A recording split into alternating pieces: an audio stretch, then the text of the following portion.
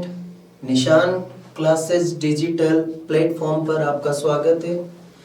हम लोग 10th class का साइंस का लेसन नंबर 4 समझ रहे हैं, जिसमें हमारा आज का टॉपिक है कार्बनिक यौगिकों के रासायनिक गुण।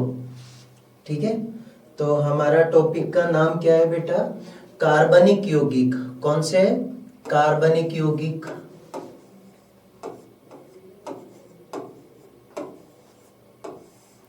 कार्बनिक यौगिकों के रासायनिक गुण पहले समझना पड़ता है। पदार्थ के गुण कितने प्रकार के होते हैं? 2 प्रकार के। एक होते हैं भौतिक गुण और एक होते हैं रासायनिक गुण। भौतिक गुण कौन से होते हैं? जो पदार्थ का संगठन बदले बिना ज्ञात किए जाते हैं, जैसे मोमबत्ती का पिघलना, पानी का बर्फ में जमना, ये सब भौतिक गुण है। लेकिन यही बात करें जैसे लकड़ी का जलना, दूध का दही में बदलना, तो ये कहलाते हैं कौन से गुण? रासायनिक गुण। अब रासायनिक गुणों में आपके सिलेबस में 4 या 5 रासायनिक गुण हैं, जिसमें से हम पहले नंबर पर पढ़ रहे हैं दहन। दहन का मतलब होता है किसी भी चीज को ऑक्सीजन की उपस्थिति में जलाना।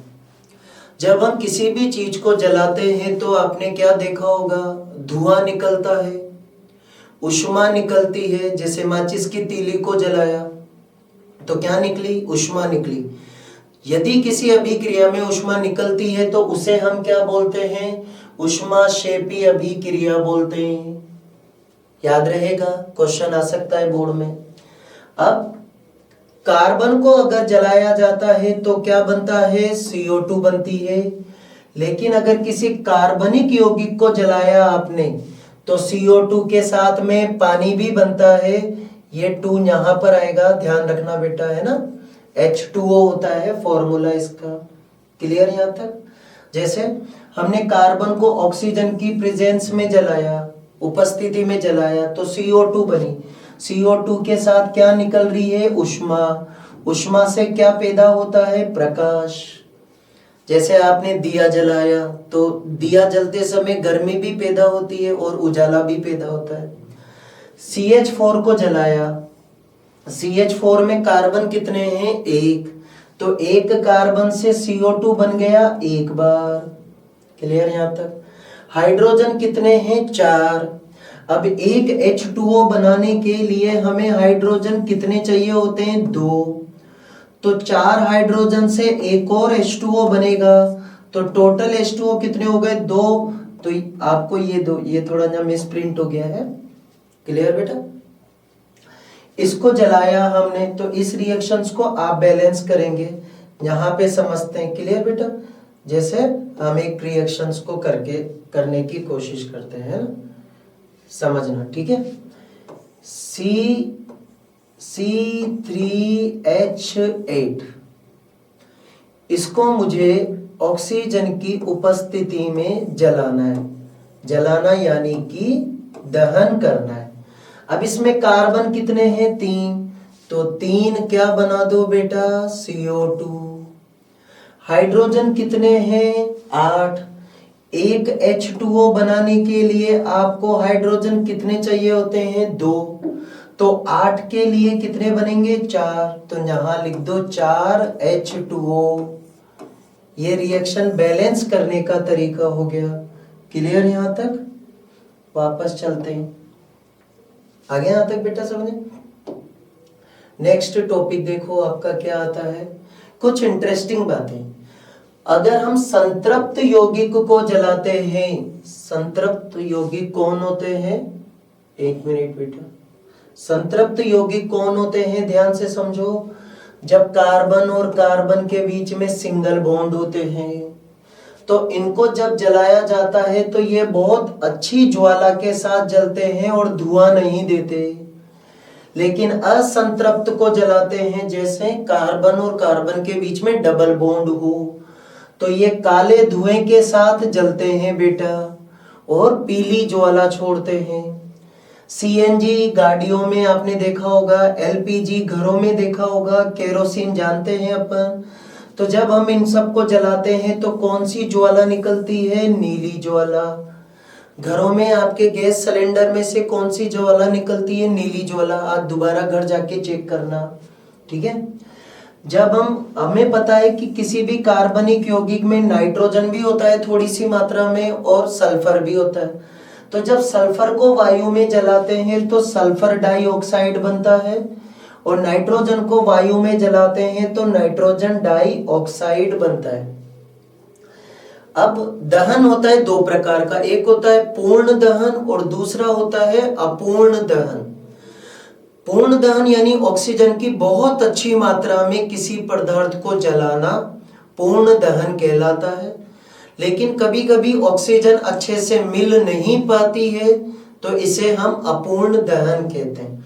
जैसे हमने बहुत सारी लकड़ियों को एक साथ रख दिया और उनमें माचिस की तीली लगाई, लेकिन जब लकड़ियों को ऑक्सीजन अच्छे से नहीं मिल पाती है तो आपने देखा होगा कि लकड़ियां धुआं छोड़ती है, जलती तो है पर धुआं छोड़ती है, तो इसे अपूर्ण दहन कहते हैं। तो ज्वाला तो बनती है पर काली काली सी धुआं जैसा भी ज्वाला दिखती है, तो धुआं प्लस ज्वाला, इसलिए इसे बोलते हैं कज्जली ज्वाला। ठीक है, आगे चलते हैं। आगे हमारा दूसरा टॉपिक आता है ऑक्सीकरण। रासायनिक गुणों में ऑक्सीकरण क्या होता है? ऑक्सीजन का जुड़ना ऑक्सीकरण कहलाता है। हाइड्रोजन का हटना भी ऑक्सीकरण कहलाता है। तो ऑक्सीकरण कितने प्रकार का हुआ? दो प्रकार का।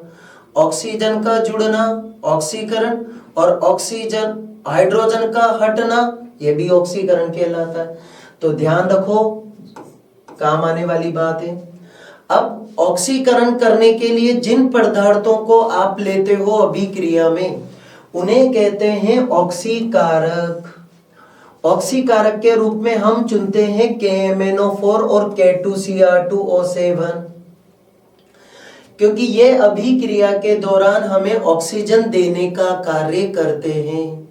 जो ऑक्सीजन देता है उसे ऑक्सीकारक कहते हैं। ऑक्सीकरण करने वाले पदार्थ को ऑक्सीकारक कहते हैं। क्लियर यहां तक? अब देखो, आप इस वाले यौगिक को आपने सर क्या बोला है? एल्कोहल बोलते हैं इसे। क्या बोलते हो आप लोग? इसे बताओ। एल्कोहल बोलते हैं। एल्कोहल में इस दो हाइड्रोजन को हटाकर मैं ऑक्सीजन जोड़ दूं तो हाइड्रोजन का हटना और ऑक्सीजन का जुड़ना क्या कहलाता है? बताओ, हमने पहले अभी सुना था, ऑक्सीकरण कहलाता है। क्या कहलाता है बेटा? ऑक्सीकरण। क्या ये OH तो वैसे का वैसा ही रहेगा? एक ऑक्सीजन और आ गया, यहाँ पे देखो ये वाला आ गया।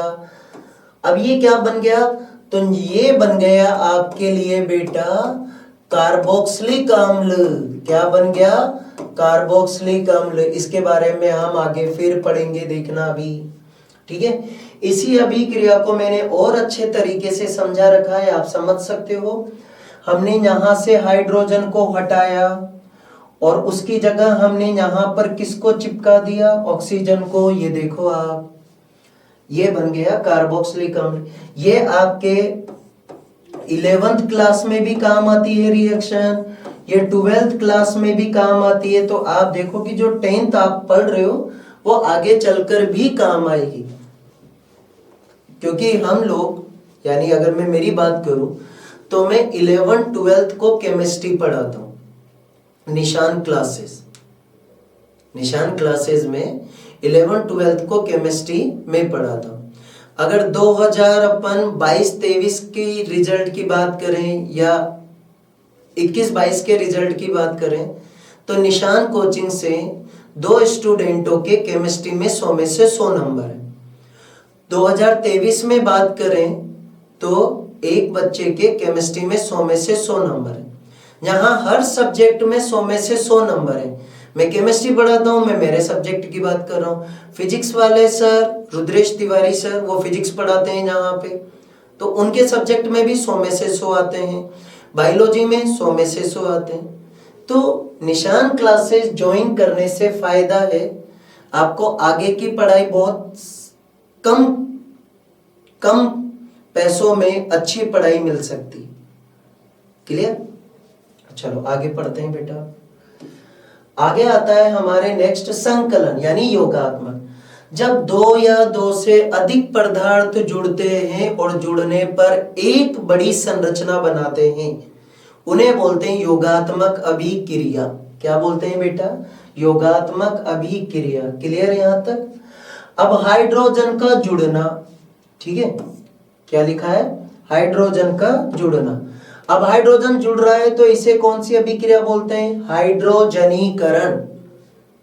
ऑक्सीजन जुड़ता है तो क्या बोलते हैं? ऑक्सीकरण। क्लियर है यहां तक? अब हाइड्रोजनीकरण के लिए हमें उत्प्रेरक लेने पड़ते हैं, निकल पीडीपीटी। ये 12th क्लास में 11th क्लास में भी काम आती है, आपके साइंस मैथ्स लोगे आप तो।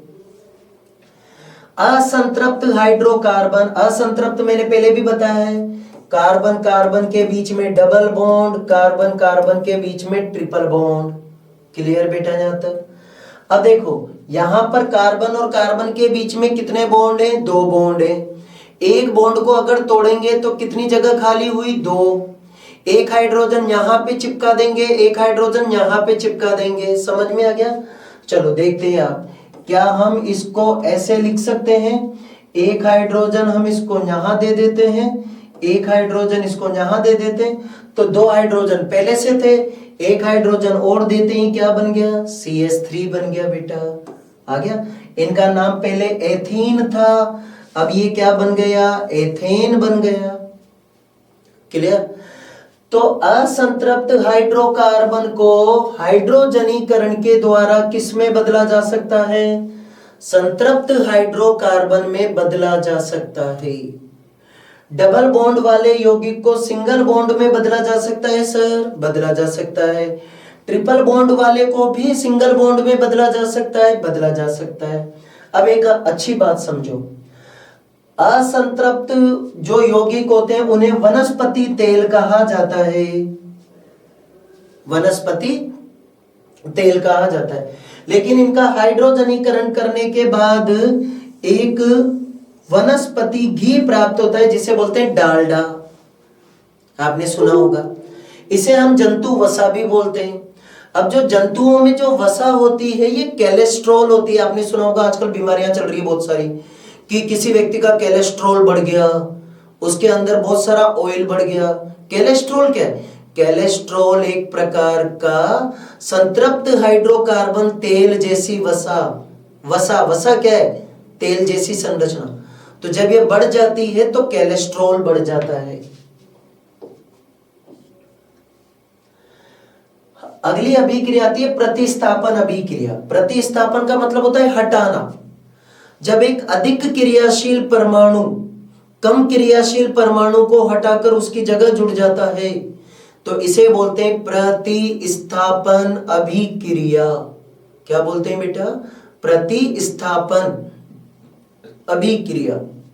जैसे इस चेयर पे मैं बैठा था लेकिन कोई और आ गया, मैं उठ गया तो मेरी चेयर पर वो बैठ गया।